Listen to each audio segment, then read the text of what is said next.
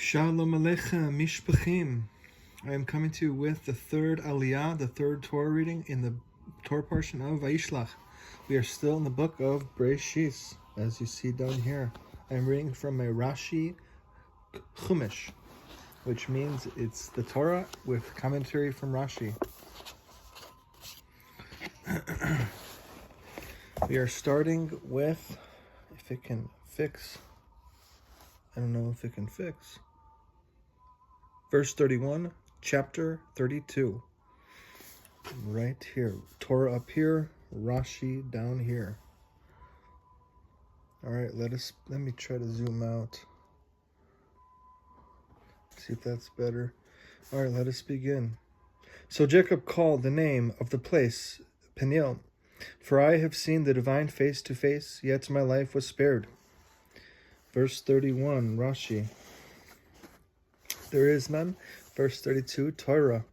The sun rose for him, and he passed Penuel, and he was limping on his hip. Verse 32, Rashi. The sun rose for him. It is the way people speak. For instance, they say, when we arrived at a certain place, the dawn began to become light for us. This is its simple meaning, and an Aggadic Midrash explains, the sun rose for him implies that it rose for his requirements to heal his limp. As you say, as the verse says, a sun of charity with healing on its wings, those hours that the sun had hurried to set. For him, when he left Beersheba, it hurried to rise for him here, and he was limping when the sun rose. Verse 33, Torah. Therefore, the children of Israel are not to eat the displaced sinew on the ball of the thigh bone to this day, because he struck the ball of Jacob's thigh bone on the displaced sinew. Verse 33, Rashi. The displaced sinew. Why is it called by the name the displaced sinew? Because it popped out of its place and moved upward. The Hebrew word here means literally jumping. Similarly, this word meaning in their strength has sprung away. And similarly, this word as in, for God has made me spring away from all of my hardship. All right, chapter 33, verse 1, Torah.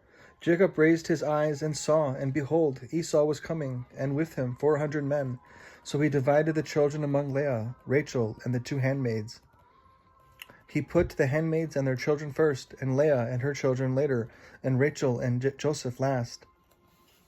Verse 2, Rashi, and Leah and her children next. The further back, the more dear to Jacob. Verse 3, Torah. And he went on ahead of them and bowed earthward 7 times until he reached his brother. Verse 3, Rashi, went on ahead of them. He said to himself, if that evil one will come to do battle, let him do battle with me first.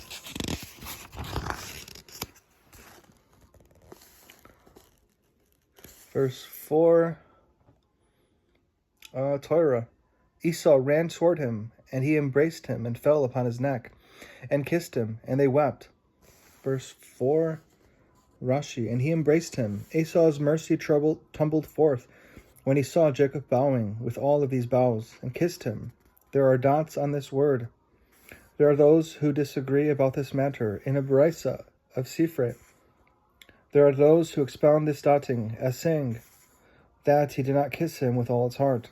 The other opinion is as follows. The Tana, Rabbi Shimon Bar Yochai, said, it is a given fact that it is known that Esau hates Jacob, but his mercy was aroused at that time, and he kissed him with all his heart.